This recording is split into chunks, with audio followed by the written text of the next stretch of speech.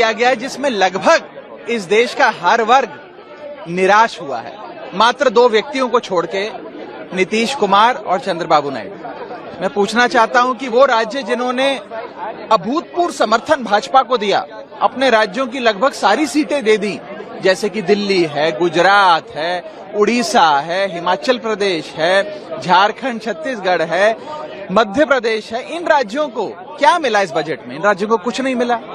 और जिन राज्यों ने भाजपा को इतना समर्थन नहीं दिया, या जिन राज्यों के समर्थन से सरकार मुश्किल से चल पा रही है, जैसे कि बिहार और आंध्रा, उनको सब कुछ लुटा दिया गया। तो इससे तो यही सार मिलता है कि जो राज्य भाजपा को कम वोट देता है उसे ज्यादा दिया जाएगा, तो आगे के लिए सीख ले लीजिए। और दूसरी चीज, जहां तक एक आम नागरिक की बात है, इसमें कोई दो राय नहीं है। आपका इकोनॉमिक सर्वे भी, सीएमआई की रिपोर्ट भी, और जितने भी ये एजेंसीज हैं, इनकी जो भी सालाना रिपोर्ट्स आती हैं, साफ बताती हैं कि इस देश में आय तो बढ़ नहीं रही, लेकिन महंगाई बढ़ती जा रही है।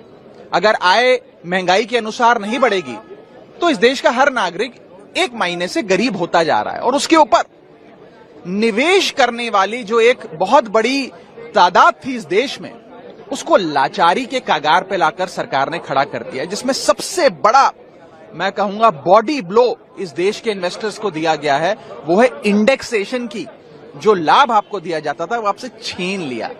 इंडेक्सेशन छीनना इन्वेस्टर्स पे टैक्स लगाना नहीं, इन्वेस्टर्स को पीनलाइज करने जैसा है। आप इंडेक्सेशन रिमूव करके एक महीने में इन्फ्लेशन पे भी टैक्स ले रहे हैं। यानी कि आज तक आप खाने की कोई वस्तु खरीदें, कोई सुविधा खरीदें या इनकम कमाएं, उस पर तो टैक्स देते थे। अब आप महंगाई, जो इन्फ्लेशन बढ़ रही है, उस पर भी टैक्स दे रहे हैं, क्योंकि आपसे इंडेक्सेशन की जो एक लाभ आपको दिया गया था, वो आपसे सरकार ने छीन लिया है। तो कुल मिलाकर इस बजट ने लगभग हर तबके को नाराज किया है। सर, दिल्ली के हिस्से में क्या है? दिल्ली के हिस्से में खास तौर पे, दिल्ली वो राज्य जो शेयर इन सेंट्रल टैक्सेस में लाखों करोड़ों रुपए केंद्र सरकार के खजाने में जमा कराता है, दिल्ली वाले जमा कराते हैं। उनका शेयर इन सेंट्रल टैक्सेस जो उन्हें मिलना चाहिए, उसके लिए कुछ भी नहीं मिला। वो 20 साल से जितनी राशि मिलती थी, करीब 350-400 करोड़ मिलती है, बस उतनी ही मिलती है। एक फूटी कौड़ी का भी इजाफा उसमें नहीं किया गया।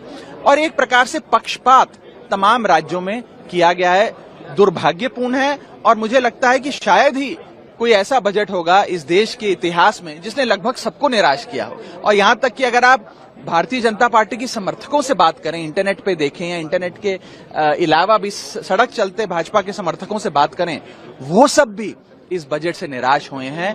मुझे लगता है कि कुछ जो पीनलाइजिंग प्रोविजंस इस बजट के माध्यम से लाए गए हैं, जिस प्रकार से इंडेक्सेशन। देश और दुनिया से संबंधित जानकारी जानने के लिए हमारे चैनल को सब्सक्राइब कीजिए।